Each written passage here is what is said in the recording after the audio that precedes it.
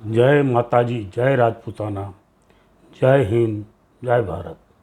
આજે હું વાત કરવા માગું છું વર્તમાન રાજકારણની અંદર ઇતિહાસની તોડમરોડ. તમે જુઓ, દરેક સમાજ ઇતિહાસને તોડમરોડ કરીને પોતાના ફાયદામાં ગોઠવવાની કોશિશ કરી રહ્યો છે. હવે આપણે શરૂઆતમાં આપણાથી જ વાત કરીએ. આપણા રાજપૂત સમાજમાં આપણે તરત જ કહી દેવા માંડીએ છીએ કે અમે રજવાડા દાનમાં દીધા, દાનમાં દીધા, દાનમાં દીધા. પણ તમને ખબર તો છે ને, એક કહેવત કે હાથા તો અમારા જ હતા, ઝાડવાને કાપનારા. ઝાડવા કહેતા હતા પોતાની જાતે જ્યારે કપાતા હતા. એ જ પોઝિશન છે દરેક જગ્યાએ. તમે પોતે વિચારો કે રજવાડા તો એશો આરામમાં ડૂબેલા હતા અંગ્રેજોના રાજમાં. એમના હાથા થઈ અને સિપાહી તરીકે આપણે જ લડતા આવ્યા છીએ, ત્યારે એમની રાજગાદી ટકતી હતી. પછી એ લોકોએ આપણને અંગ્રેજોને સોંપી દીધા. જ્યારે ભારત આઝાદ થયું ત્યારે લગભગ 60થી 70% રાજપૂતો જ હતા દેશના ફોજની અંદર. બધા ક્ષત્રિયો જ હતા લગભગ. હવે એવે સમયે કોઈ રજવાડા પાસે પોતાનું લશ્કર હતું જ નહીં. જે ફક્ત નામ હતું. પગાર તરીકે પૈસા પડાવવા અંગ્રેજોએ દરેક રાજ્યોને કહી દીધું હતું, રાજાઓને, કે આ તમારું લશ્કર છે, લાવો આટલા રૂપિયા.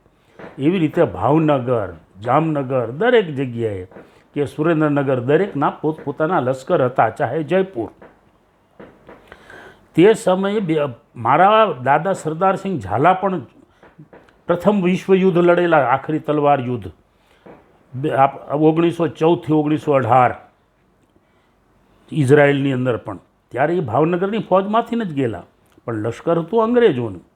અને પછી આપણે એમ કહીએ છીએ કે આ લોકોએ દાનમાં દીધા, પણ દાનમાં દે ક્યાંથી? એમની પાસે લશ્કર જ નહોતું. દાનમાં દેવું જ પડત. એ તો ના છૂટકે એ લોકોએ દીધું છે. અને પછી એમ કહે છે આપણે વટ કરવા જઈએ છીએ કે અમે અમારા રજવાડાઓએ રાજ્ય દાનમાં દઈ દીધા. દાનમાં દીધેલા નથી. એક પહેલાં એ વિચાર કરી લ્યો. કારણ કે આપણે જે એમનું રક્ષણ કરતા હતા, આપણને એ લોકોએ ત્યજી દીધા, બ્રિટિશરોને વેચી દીધા. એટલે આપણે બ્રિટિશરોને વફાદાર હતા. અને ગમે ત્યાં હુકમ થાય એ રજવાડાઓને ખબર હતી કે અમને હારવા માંડશું.